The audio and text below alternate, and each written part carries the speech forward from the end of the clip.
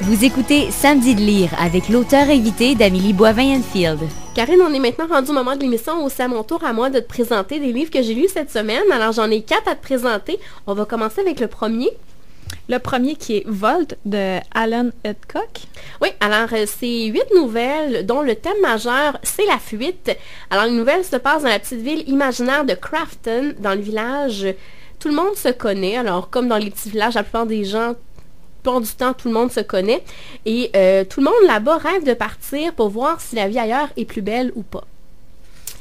Et dans la première nouvelle, ça commence assez sur les chapeaux de roue. C'est l'histoire de Winslow qui va tuer son garçon, mais sans le vouloir. C'est un fermier et avec sa machinerie agricole, il va rouler sur quelque chose et finalement, il va se rendre compte qu'il a roulé sur son fils et il l'a tué. Et à partir de ce moment-là, il va complètement être troublé. Il va fuir le domicile conjugal à pied. Et là, il va se passer une petite histoire. Alors, comme tu peux le voir, c'est pas Jojo comme histoire.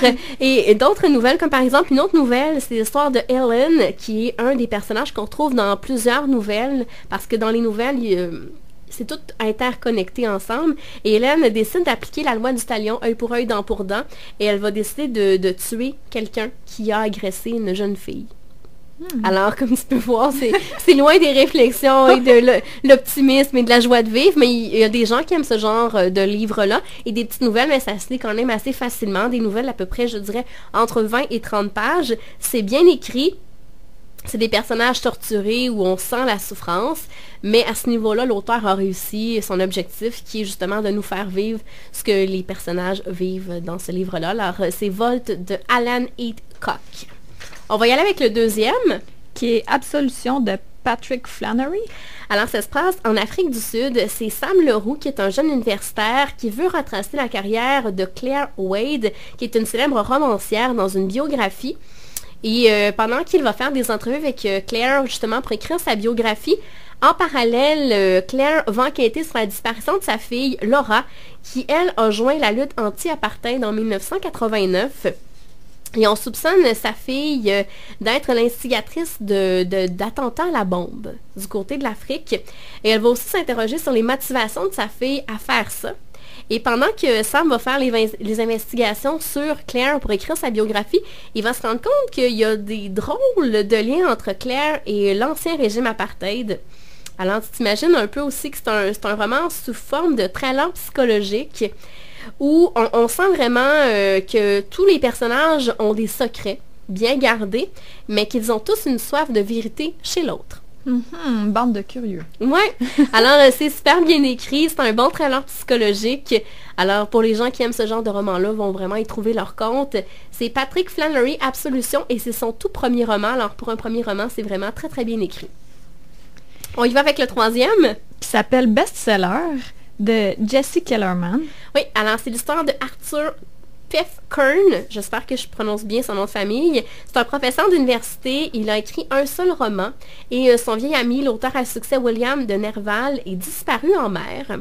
Alors il va être invité aux funérailles de William et son passé va ressurgir parce que lorsqu'ils étaient plus jeunes, lorsqu'ils étaient à l'université, il faisait partie du journal étudiant.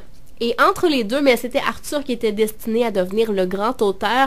Et finalement, Arthur a encouragé William. Et finalement, William est devenu auteur. Mais il a reçu tout. En fait, la gloire, l'argent. Il a même eu la femme qu'Arthur voulait avoir. Et là, lors du décès de William, il va se rendre à la résidence de William. Et va se passer une petite histoire justement avec cette femme-là. Et il va avoir l'idée de voler le manuscrit, le dernier manuscrit écrit par William, pour justement le copier et en faire un roman et connaître la gloire à son tour. Mais là, il va y avoir plein d'histoires qui vont se passer. Il ne faut pas trop en raconter parce que c'est un trailer, il faut que les gens le lisent, aient du plaisir à le lire. Mais c'est bien écrit pour les gens qui aiment ce genre de roman-là. C'est super bien écrit.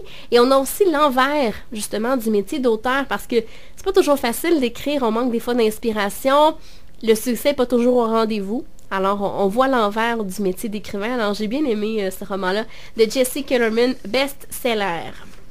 Et maintenant, comme dessert, oui. Confession d'une célibataire de Mélanie Beaubien et Julie Normandin.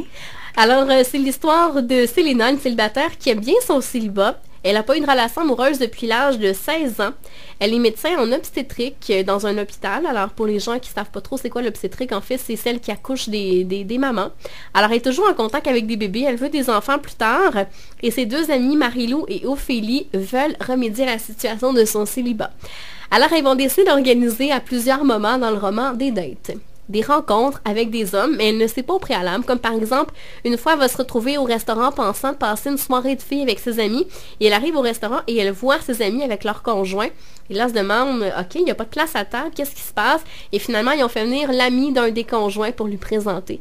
Alors, tout au long du roman, les filles vont essayer de trouver un amoureux pour Selena. Alors, c'est vraiment très, très drôle. C'est de la chick lit, ça fait du bien, ça détend.